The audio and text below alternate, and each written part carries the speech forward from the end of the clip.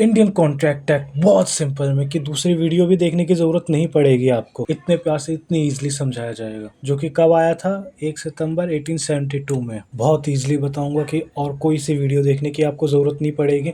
बस ये playlist complete कर लेंगे, बहुत है। और बहुत ईजिली इतने पार्ट्स बना के बताऊंगा कि हर एक पार्ट बहुत अच्छे से समझ आ पाए, कहीं पे लोड ना पड़े। ज़्यादा लंबी वीडियोस इसलिए नहीं रखूंगा। तो बेसिकली देखिए इसके कितने सारे, तो देखा जाए तो कितने सेक्शन है इसके टोटल, 1 से लेके 266 तक। आपको इसमें से सारे के सारे याद नहीं करने हैं, जिसमें से बाद में आपका सेल्स एंड गुड्स अलग हो गया था, पार्टनरशिप एक्ट अलग हो गया था। इन दोनों को एक साथ मिला के ये अलग हो गए थे। आपको अभी मतलब इसका सिर्फ और सिर्फ बेसिक्स ही पढ़ने हैं, सारे नहीं पढ़ने। आपको सिर्फ जनरल चीज़ें इनकी जाननी है सबकी। ये दोनों अगर आप सीए वगैरह कर रहे हो तो उसके लिए आपको इन दोनों को डिटेल में डेप्थ में जाना पड़ेगा, लेकिन लॉ में नहीं जाना पड़ेगा। 210 जैसे आपका सेक्शन 1 बताता है कि इंडियन कॉन्ट्रैक्ट एक्ट पूरे इंडिया भर में लागू होता है। सेक्शन 2 आपकी डेफिनेशन है। फिर सेक्शन 3 आपका बताता है कि एक्सेप्टेंस कैसे ली जा सकती है, बाय एक्ट ओमिशन। तो आपको ऐसे करके एक एक सेक्शन नहीं पढ़ना है, ऐसे पढ़ोगे तब तो बहुत आगे तक बहुत ज़्यादा हो जाएगा। और लॉ को पढ़ने का ये तरीका नहीं है। तो आपको इसकी डिटेल्स प्रॉपर तरीके से बताएंगे। ये बेसिक्स है, ये बहुत ज़्यादा इंपॉर्टेंट्स है, हमेशा याद रखिएगा। ऑल कॉन्ट्रैक्ट्स आर एग्रीमेंट्स, लेकिन all agreements are not contract. क्या मतलब है? ये बहुत बड़ी बात है जो हमेशा याद रखनी है। बहुत इजी होएगा ये, अगर याद हुआ तो याद हो ही जाएगा ऑब्वियसली। हर कॉन्ट्रैक्ट एग्रीमेंट है, लेकिन एग्रीमेंट कॉन्ट्रैक्ट हो ये बात ज़रूरी नहीं है। क्यों? याद रखना हमेशा, एग्रीमेंट स्टेज तक तो सब पहुंचते हैं, फिर जो सेक्शन 10 के पॉइंट्स को कवर करता है वही बनता है कॉन्ट्रैक्ट। यानी एग्रीमेंट तो ये भी हो जाता है, ओए मैं तुझे चॉकलेट दूंगा, ये छोटी छोटी चीज़ों पे एग्रीमेंट हो सकती है, लेकिन कॉन्ट्रैक्ट तक जाना वो मुश्किल है। कॉन्ट्रैक्ट्स हमारी लाइफ में हर जगह है, एक चाय की कटिंग खरीदने से लेके एक multi crore business deal sign करने तक। पर कभी ये सोचा है कि हमें इसके लिए लॉ बनाने की ज़रूरत क्यों पड़ी, ये कहाँ से आया और ये कहाँ कहाँ तक अप्लाई होता है? तो कॉन्ट्रैक्ट्स आपके फर्स्ट और सेकंड सेमेस्टर में भी है। तो फर्स्ट सेमेस्टर के सिलेबस के हिसाब से उसमें 12 पार्ट है, तो इसलिए हम 12 चैप्टर बनाएंगे। और आज हमारा पहला चैप्टर होगा पर्पस, एवोल्यूशन एंड स्कोप। तो let's start with purpose of the law of contract. माफ़ करना, मुझे थोड़ा सा ज़ुकाम है और मेरी नाक थोड़ी सी बंद है। तो कॉन्ट्रैक्ट्स के लिए लॉ बनाने की ज़रूरत कैसे पड़ी, क्या पर्पस रहा इसका? ये बनाया जाता है कुछ सर्टेनिटी, कुछ फेयरनेस और ट्रस्ट, भरोसे को लेकर। अगर ये चीज़ें ना हो तो इसके बिना वादे सिर्फ और सिर्फ खाली वर्ड, खोखले रह जाएंगे। अब ये पुराना टाइम तो है नहीं कि वचन दिया है तो निभाना पड़ेगा, रघुकुल रीत सदा चली आए, प्राण जाए पर वचन ना जाए। तो आज के टाइम पे अप्लाई नहीं होता है, जिसके कारण हमें कुछ लॉज बनाने की ज़रूरत पड़ी। Purpose of law of contract. Purpose क्या है इसका? First, to enforce promises. अगर ए ने बोला है कि वो बी को अपनी गाड़ी देगा 2 लाख रुपए में, तो दोनों को इस बात से निश्चिंत होना चाहिए ना कि हाँ ये पक्का उसे गाड़ी दे देगा। तो वो एक सेंस ऑफ सिक्योरिटी जो आती है वो कैसे आएगी? जब वो प्रॉमिस लीगली बाइंड होगा करने के लिए। तो टू एनफोर्स प्रोमिसेस। सेकेंड है टू प्रमोट इकोनॉमिक एक्टिविटीज़। जैसे अभी आपने देखा बिहार में सेंट्रल गवर्नमेंट ने बिहार गवर्नमेंट को बोला कि हाँ हम आपको इतने रुपए देंगे इकोनॉमिक डेवलपमेंट के लिए। अब उन्होंने सिर्फ मुंह से बोल दिया, तो क्या वो चीज़ आगे बढ़ेगी? क्या और बिजनेसेस आएंगे और लोग आने के लिए प्रेरणादायक लोग आना चाहेंगे? और वो तब आएंगे जब उन्हें पक्का एश्योरेंस होगा, एग्रीमेंट पे लिखा हुआ होगा। जब उस बात की एग्रीमेंट होगी तभी वो लोग आएंगे कि हाँ वो पक्का है, गवर्नमेंट ने बोल दिया है तो वो उसे देगी ही देगी, क्योंकि वो लीगली बाइंड हो चुके हैं इसके लिए, वो कॉन्ट्रैक्ट लॉ में एंटर हो चुके हैं इसके लिए। तीसरा, to protect rights and remedies. अगर किसी भी एक पार्टी ने जो है अपना रूल तोड़ा है, लाइक अभी जो है गवर्नमेंट ने वादा किया लेकिन बिहार गवर्नमेंट को पैसे नहीं दिए सेंट्रल गवर्नमेंट ने, तो वो क्या करेगा? लीगल रेमेडीज लेगा। ए ने कहा था कि वो अपनी कार बेचेगा बी को 2 लाख रुपए में, बाद में वो किसी बात से मुकर जाता है कि नहीं मुझे 3 लाख रुपए चाहिए, या मैं तुम्हें नहीं बेचूंगा, सामने वाली पार्टी मुझे दूसरा दे रहे किसी भी रीजन से, या बाद में बी कहता है नहीं मेरे पास 2 लाख अभी नहीं है मैं नहीं लूंगा। तो किसी भी बात से कुछ चेंज हुआ तो वहां पे ब्रीच ऑफ कॉन्ट्रैक्ट होएगा और इस बात के लिए उसे कंपनसेशन भी मिलेगा। देखा जाए किस तरीके से उस सिचुएशन को सॉल्व किया जाता है। Fourth point, to reduce disputes. यहाँ पे एकदम क्लियर सब कुछ मेंशन होएगा, वैलिड कॉन्ट्रैक्ट होएगा, ताकि बाद में कोई मिसअंडरस्टैंडिंग क्रिएट ना हो। लाइक बाद में इस बंदे ने बोला कि नहीं, अब मैंने तो 2 नहीं 3 लाख बोले थे, 5 लाख बोले थे, 2 लाख में कौन सी गाड़ी आ रही है, महंगाई इतनी हो गई, 5 लाख की बात हुई थी। तो इसी बात के लिए एकदम क्लैरिटी के लिए स्टार्टिंग में ही एग्रीमेंट होना ज़रूरी है, ताकि बाद में कोई मिसअंडरस्टैंडिंग ना हो, हर एक रूल क्लियर हो। लाइक एक बिजनेस हुआ, 4 बंदों ने मिलकर बिजनेस स्टार्ट किया। अब वो स्टार्टिंग में ही रूल लिखा जाएगा कि चारों में से मान लो कभी किसी कोई एक्सपायर हो गया, तो क्या उस कॉन्ट्रैक्ट में जो है उस बिजनेस में उनकी फैमिली से कोई आएगा, या फिर आपस के पार्टनर्स में ही उसके शेयर बढ़ जाएंगे। तो वो रूल्स हर बार क्लियर होना ज़रूरी है वैलिड कॉन्ट्रैक्ट में। अब बात करेंगे evolution of law of contract का। इसका इवोल्यूशन कैसे हुआ?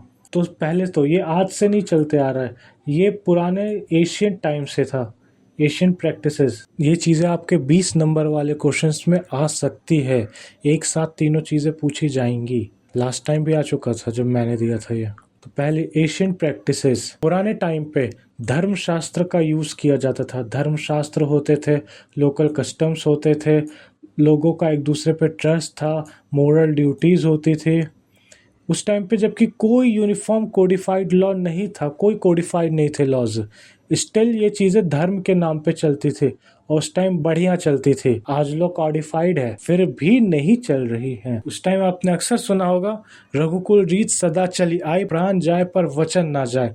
जो भी होता था तुम्हें 100% करना ही करना है, तुम अपने वादे से नहीं मुकर सकते हो। तो ये पुराने एशियन टाइम पे चलते आया। इसके बाद सेकंड है हमारा इंग्लिश इन्फ्लुएंस। वैसे इससे पहले जो है आपका आया था मुगल एरा। नॉर्मली उसके बारे में पढ़ाया नहीं जाएगा, लेकिन जस्ट फॉर नॉलेज, ये चीजें एंड कब हुई थी, तो मुगल एरा में एंड हुई थी हमारी एशियन प्रैक्टिसेस। तो अब इंग्लिश एरा में जिन्होंने दूसरों के साथ गद्दारी करी थी, जिन्होंने दूसरों को धोखा दिया, अब वो लोग जो है कह रहे थे कि हमारे साथ धोखा ना हो जाए। इसके लिए उन्होंने प्रॉपर एग्रीमेंट्स बनाए, सिस्टमेटिक रूल्स बनाए, क्योंकि उनको पता था ये धोखा कैसे होता है। तो अंग्रेजों ने ये वाले रूल्स इंट्रोड्यूस किए जो आज भी चल रहे हैं, जिसका नाम है इंडियन कॉन्ट्रैक्ट एक्ट 1872 वाला, जिसे कि टर्निंग पॉइंट बताया जाता है हमारे इंडियन कॉन्ट्रैक्ट एक्ट का। याद रखना हमेशा 1872 बहुत काम का है। तो इंडियन कॉन्ट्रैक्ट एक्ट 1872 बहुत ज़्यादा इंपॉर्टेंट है, याद रखना हमेशा 1872। इसने स्टार्टिंग में ही कवर किए सारे कॉन्ट्रैक्ट्स, पार्टनरशिप्स, हमारे जितने भी सारे मेन एस्पेक्ट्स थे उन सबको इसने कवर किया। पार्टनरशिप के बारे में जितनी भी सारी चीज़ें थी। और टाइम के साथ चलते हुए पार्टनरशिप्स, कॉन्ट्रैक्ट्स ये सारे अलग हो गए। पार्टनरशिप और कॉन्ट्रैक्ट से रिलेटेड जो भी सारे कॉन्ट्रैक्ट्स थे वो सारे सेपरेट हो गए, अलग।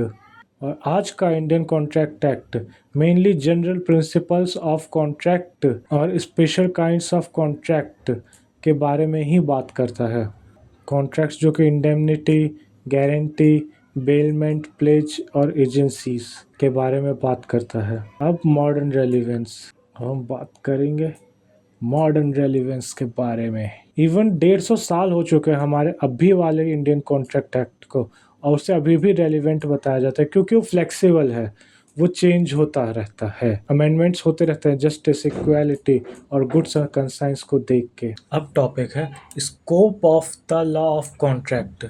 क्या स्कोप है? स्कोप का मतलब आप जानते हैं, साइंस लिया तो आगे क्या स्कोप हो सकता है, बंदा आगे क्या क्या बन सकता है। जरूरी नहीं है कि वो मेडिकल में ही जाए, इंजीनियरिंग भी कर सकता है। तो स्कोप का मतलब ये है। Scope of law of contract का क्या मतलब हुआ? It covers all type of agreement that are made voluntary, जो कि फ्री विल से किए गए हो, स्वेच्छा से बनाए गए हो, बिटवीन कॉम्पिटेंट पार्टीज, सक्षम पक्षों के द्वारा। ये नहीं कि कोई बच्चा है उसमें, नाबालिग है, या कोई मेंटली रूप से थोड़ा सा पीछे है, मेंटली चैलेंज है। थर्ड है फॉर अ लॉफुल पर्पस, यानी कानूनी उद्देश्य के लिए। ये नहीं कि जो है कुछ किसी को मारने की प्लानिंग की, मर्डर प्लान्स, इन बातों पे एग्रीमेंट नहीं बन सकता है, जो कि इलीगल है। गांजा बेचने के लिए, ये सब चीज़ों के लिए आप नहीं कर सकते हैं।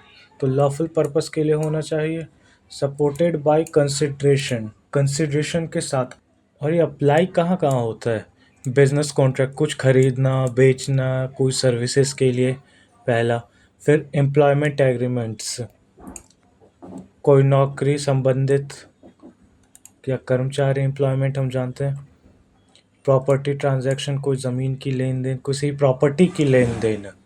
प्रॉपर्टी भी एक का मतलब सिर्फ ज़मीन नहीं, वो आगे आपको बताएंगे प्रॉपर्टी की proper definitions. Services contract like lawyers, doctor, builder, ये लोग सैलरी नहीं लेते, ये सर्विसेज लेते हैं। तो एम्प्लॉयमेंट और सर्विस दोनों में डिफरेंस है जो आपको पता चलेगा। फिर स्पेशल कॉन्ट्रैक्ट्स होते हैं जैसे indemnity, guarantee, bailment, pledge, agencies. और ये कहाँ कहाँ अप्लाई नहीं होता है ये contracts. Agreement without consideration, consideration जिसके बारे में बात की, बिना कंसिडरेशन के हुए एग्रीमेंट्स। एग्रीमेंट जो कि इलीगल चीज़ों के बारे में बातें कर रहा है। कोई कह रहा है कि नहीं आप ज़िंदगी भर मेरे गुलाम बन के रहो, इलीगल चीज़ है तो ये नहीं होगा। गांजा बेचना, गन बेचना, इलीगल चीज़ों पे एग्रीमेंट नहीं कर सकते। सोशल और domestic agreement without legal intention, जैसे कोई सोशल या डोमेस्टिक एग्रीमेंट करो कि हाँ हमारे बीच ये एग्रीमेंट हो गया, लेकिन अगर कुछ होता है तो हम कोर्ट में नहीं जाएंगे। मान लो कि हमने तुमसे ये सामान खरीदा, तुम हमें ये सामान दोगे इतने रुपए में, लेकिन अगर तुम्हें नहीं देते हो तो तुम्हें जो है हमें कोर्ट पे जाने का ऑप्शन नहीं है।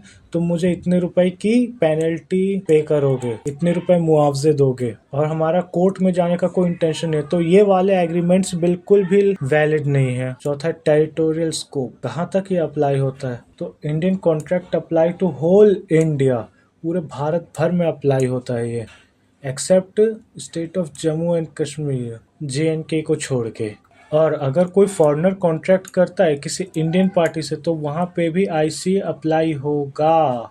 तो काइंड ऑफ रिवीजन, पहले तो purpose of the law of contract क्या था। Law of contract is like a referee और in the game of promises. अगर प्रोमिसेस का एक गेम हो रहा है तो फिर लॉ ऑफ कॉन्ट्रैक्ट वहाँ पे रेफरी है, वो इंश्योर करेगा कि सारे रूल्स बराबर से फॉलोज हो, कोई किसी रूल को ना तोड़े, और अगर तोड़ता है तो उसे एक बराबर पेनल्टी मिलेगी। सेकंड है हमारा evolution of the law of contract. इसे समराइज करें तो एशियंट मोरालिटी और मॉडर्न लीगल सिस्टम दोनों को मिला के बनाया गया है। और scope of law of contract, ये एक अम्ब्रेला की तरह है। It covers almost every promise that people make for business और legal purposes, but it doesn't bother about casual promises like I will call you tomorrow. ऐसी छोटी मोटी चीज़ों को लेके नहीं किया जाता है। बस इसे और लंबा नहीं करेंगे कि जो भी पढ़ा है वो भी भूल जाए, इतना टू द टॉपिक रखेंगे। आगे का अगली वीडियो से स्टार्ट करेंगे। एक गैप लेके ज़रूर देखना, लेकिन डायरेक्ट कभी ना देखे, मैं यही सजेस्ट करूंगा। बीच में 5 मिनट का गैप ज़रूर ले, भले कितने भी मिनट की वीडियो देखें, उस 5 मिनट के गैप में खुद से सारी एक बार समराइज करना, उसके बाद अगली वीडियो ज़रूर। और अगली वीडियो देखने के लिए ऊपर आ रहा होगा, यहाँ पे क्लिक करें।